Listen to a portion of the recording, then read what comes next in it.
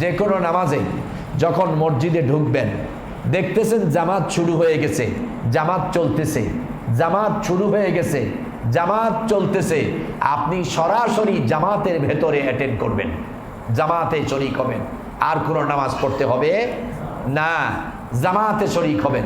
শুধু তাই নয়, আপনি জোহরের নামাজের সুন্নত পড়তে দাঁড়াইছেন, জোহরের ফরজের আগে সুন্নত কত রাকাত? 4 রাকাত। 4 রাকাত সুন্নত পড়তে দাঁড়াইছেন, 3 রাকাত হইছে, 2 রাকাত হইছে, কয় রাকাত? 2 রাকাত হইছে, একামত শুরু হয়ে গেছে। তাহলে আপনি 2 রাকাতের তাশাহুদ পড়ে সালাম ফিরায় ফেলবেন, জামাতে দাঁড়িয়ে যাবেন, বাকি 2 রাকাত আর পড়ার সুযোগ নাই।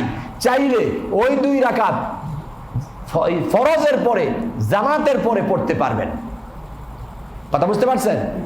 এবার আপনার 3 রাকাত হইছে, আপনি দেখতেছেন বাকি 1 রাকাত পড়তে গেলে আপনার জামাতে শরীক হওয়া প্রথম রাকাত পাওয়া সম্ভব হবে না, ছেড়ে দেন, ছেড়ে দেন, জামাতে দাঁড়ান।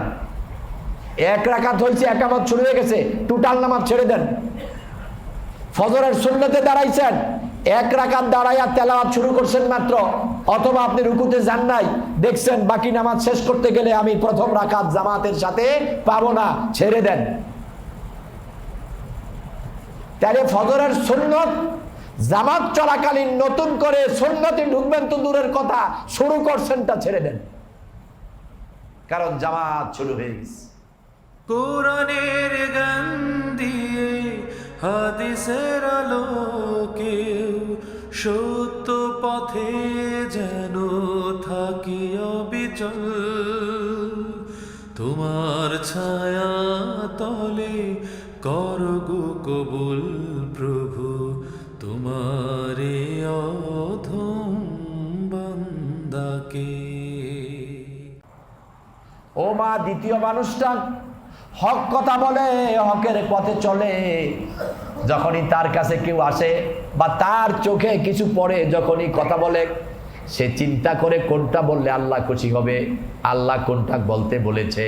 সে ওই মানুষটা যাই মনে করুক, তার কাছে কেউ আসুক আর নাই আসুক, কেউ ভালোবাসুক আর নাই বাসুক, কেউ আঘাত করুক আর গালি দেখার পাথর মারুক, এই চিন্তা সে করে না। সে চিন্তা করে কথা বলতে হবে আল্লাহর জন্যে, আল্লাহর কথা। কথা বলতে হবে কার জন্যে? আল্লাহর জন্যে, আল্লাহর কথা। এই জন্য কথা বলে, বাতিলদের গায়ে লাগে, তার বিরোধিতা করে। ও মা, এই জন্য মানুষ তারে অবহেলা করে, অবজ্ঞা করে, দৌড়ায়, সমালোচনা করে, তাকে এলাকা থেকে তাড়াইবার চেষ্টা করে। কিন্তু আল্লাহ রাব্বুল আলামিন বলেছেন, আল্লাহ রাব্বুল আলামিন আমি দেখতে পেলাম, লোকটা যতই সামনের দিকে দৌড়ায়, মানুষ যত তার সমালোচনা করে, তাড়াইতে চেষ্টা করে, আল্লাহ তার দিকে জান্নাত ততটা আগায়া দেয়, জান্নাত উঁচু করে দেয়। এই জন্য দোয়া করেছি, আল্লাহ আমার এই লোকটার মতো বানান, আমাকে এই লোকটার মতো বানান। আখরাজাহু তিরমিজি, নবীজি বর্ণনা করতেছেন। বর্ণনা কে করতেছেন? নবী মুহাম্মদ সাল্লাল্লাহু আলাইহি ওয়াসাল্লাম। তো আজকে আল্লাহ আল্লাহ আল্লাহ আল্লাহ আল মাকারিমে আখলাকে রাসূলুল কারীম সাল্লাল্লাহু আলাইহি ওয়াসাল্লাম হাদিসের মধ্যে এসেছে, এমন একটা সময় আসবে 1 লক্ষ মুসলমান থেকে একজন জান্নাতি। লাখে কতজন? একজন। আফসোস ভাই, আমরা অনেক দূরে আছি ইসলাম থেকে, ইসলাম বুঝি না, মানা তো অনেক পরে, ইসলামকে বুঝি না। স্বর্ণকার যদি স্বর্ণ না চিনি, তাহলে সে স্বর্ণ বেচা কেনা করা কঠিন না সহজ? এক দোকানদার দোকান খুলে বসছে, সাইনবোর্ড লাগাইছে, এখানে পুরান স্বর্ণ কিনা হয়। এখন সে স্বর্ণ যাচাই করার ক্ষমতা নাই, স্বর্ণ যাচাইয়ের ক্ষমতা নাই, স্বর্ণ যাচাই করতে পারে না, চিনে না। আচ্ছা বলেন তো, তার দোকান কয়দিন টিকবে? চালান হারাবে না চালান থাকবে? কারণ কিছু বাটপার তো বসে আছে তার কাছে কেমিক্যাল বেচার জন্য, চালান হারাইয়া ঋণগ্রস্ত হইয়া এলাকা ছেড়ে পলাইতে হবে। আপনার আবার অবস্থাটা এমন, জান্নাতে যেতে চাই, ইসলামকে মানতে চাই, জান্নাতকে কিনতে চাই, কিন্তু ইসলামই বুঝি না, ইসলামই চিনি না। না বুঝার কারণ হলো শুনে মুসলমান, পড়ে না। এক একজন থেকে এক এক রকম শুনি, এক এক জায়গায় এক এক রকম দেখি। 5টা বই পড়লে দেখা যায় 5 বইয়ে 4 রকম 3 রকম কথা দেখা যায় না? কি বলেন, ঠিকই না? 10টা হুজুরের বক্তব্য শুনলে মনে হয় 3 রকম কথা। তা আপনি তো বিপদগ্রস্ত আছেন, তাই না? না, আপনি বিপদগ্রস্ত না। আচ্ছা, 10টা হুজুরের কথা 3 রকম হতে পারে, 5টা বইয়ের কথা 2 রকম হতে পারে, কিন্তু আল্লাহর কোরআন যদি পৃথিবীর যেখানে গিয়ে যেভাবেই পড়েন, বলেন তো কথা কয় রকম? কয় রকম? এক রকম। বুখারী শরীফ কয় রকম? কয় রকম? একই রকম। তা আপনি কোরআনটা পড়েন, কোরআনটা থেকে জ্ঞান অর্জন করেন। নামাজ, এই তো আমরা আজকে সুন্নত পরে পড়ার কথা বলেছি। আপনি মসজিদে যখন ঢুকবেন একটা মাসালা দেখেন, শিখে নেন। মসজিদে যখন ঢুকবেন, নবীজি বলেছেন ইযা দাখালাল মসজিদ লা তাজলিসু হাত্তা সাল্লু রাকাতাইন। তুমি যখন মসজিদে ঢুকবা 2 রাকাত নামাজ না পড়ে বসবা না। 2 রাকাত নামাজ না পড়ে বসবে না। অথচ আমিও অনেক দেশে যেহেতু যেতে হয় অনেক জায়গায়, তো সবাই তো আর চিনে না যে এটা সাইফুল ইসলাম জিহাদি। ওই নামাজ পড়তে চাইলে মুরব্বী আছে, আবার উনি টান দিয়া ধরেন, ভাই আগে বসেন, পরে নামাজ পড়েন। আর নবীজি বলেছেন আগে 2 রাকাত নামাজ পড়ো, তারপরে বসো। নবীজি একদিন মসজিদে খুতবা দিচ্ছেন, জুমার খুতবা, জুমার সালাতের খুতবা। এমন সময় একজন যুবক এসে বসলেন।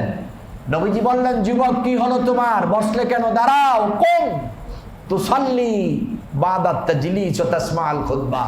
ও যুবক, দাঁড়াও, 2 রাকাত নামাজ পড়ো, তারপরে বসে খুতবা শোনো। যুবক বললেন, নবী আপনি বলেছেন খুতবা চলাকালীন যেন খুতবা শুনি। নবীজি বললেন, আমি বললাম 2 রাকাত নামাজ পড়ো, তারপরে খুতবা শোনো। কারণ মসজিদের হক হলো যখন মসজিদে ঢুকবা 2 রাকাত নামাজ পড়ে এরপরে মসজিদে বসবা। এটা মসজিদের হক, দুখুলুল মসজিদ। এটা মসজিদের কি হক? এটা মসজিদের হক। 2 রাকাত নামাজ পড়ো, তারপরে বসো। এখন প্রশ্ন হচ্ছে, আপনি যখন মসজিদে ঢুকলেন তখন জামাত চলতেছে, তাইলে তো আর নামাজ আর লাগবে না, কারণ আপনি তো জামাতে শরীক হবেন। এই ফজরের জামাতে আমরা অধিকাংশ মুসল্লি ভুল করি। ফজরের জামাতে অধিকাংশ মুসল্লি আমরা ভুল করি। ফজরের জামাত চলছে, আপনি এসে সুন্নত পড়তেছেন। এমন কারা কারা করেন দেখি? জামাত চলে আর সুন্নত পড়েন, আছেন কেউ? জামাত চলে আপনি সুন্নত পড়েন, অনেকে আছেন। এটা মারাত্মক ভুল। নবীজি বলেছেন ইদা মাশিল জামাত লা সালাতা ইল্লা বিল জামাত। ইদা মাশিল জামা লা সালাতা ইল্লা বিল জামা। কোন মসজিদে যদি জামাত চলে, ওই জামাতে শরীক হওয়া ছাড়া আর কোনো নামাজ নাই। কোন মসজিদে যদি জামাত চলে, ওই জামাতে শরীক ছাড়া একা একা আর কোনো নামাজ নাই। তো এইটা কেন পড়েন? আপনারা ফতুয়া শুনেছেন যে ফজরের সুন্নত আগে পড়তে হয়, সুন্নত পড়ে ফরজে অংশ নেওয়া লাগে, অথবা পরে আর পড়া যায় না, যদি আপনি পরে না পড়েন বেলা উঠার পরে পড়তে হবে। এটাও মিথ্যা কথা। ফজরের সুন্নত যদি জামাতের আগে পড়তে না পারেন, বেলা উঠার পরে পড়তে হবে, এটাও সঠিক নয়, এটাও ভুল। হ্যাঁ, বেলা উঠার পরে পড়া লাগবে, কোন সময় সেটা আমি বলতেছি।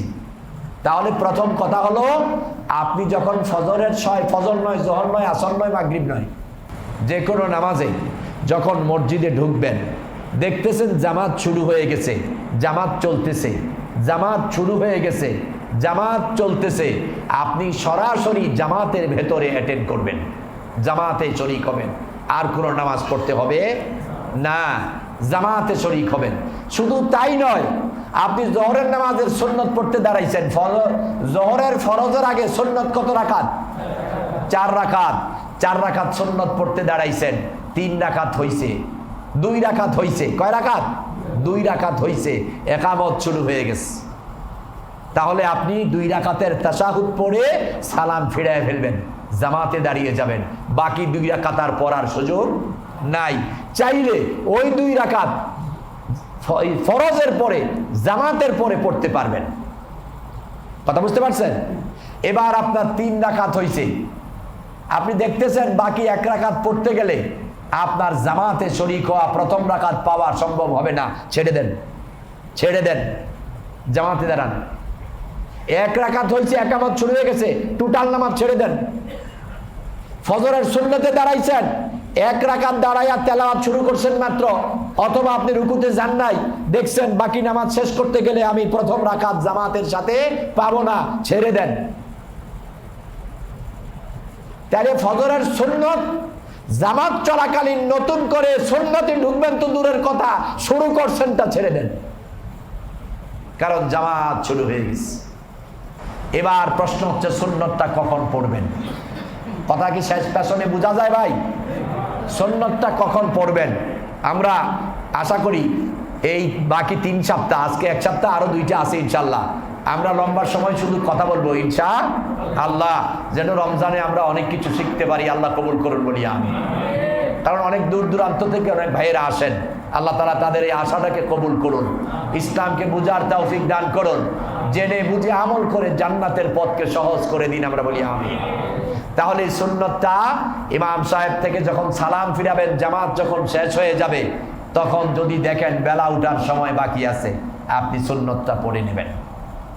সালাম ফিরাইছেন, আপনি এই জামাত থেকে একটু দূরে চলে যান জায়গা থাকলে, আর জায়গা না থাকলে যেখানে আসেন এখানেই, সালাম ফিরানো হয়ে গেছে, জামাত শেষ, এবার আপনি দাঁড়ায় কি করেন? আপনার সুন্নত নামাজটা পড়ে নেন, ফজরের বা যে কোনো নামাজের।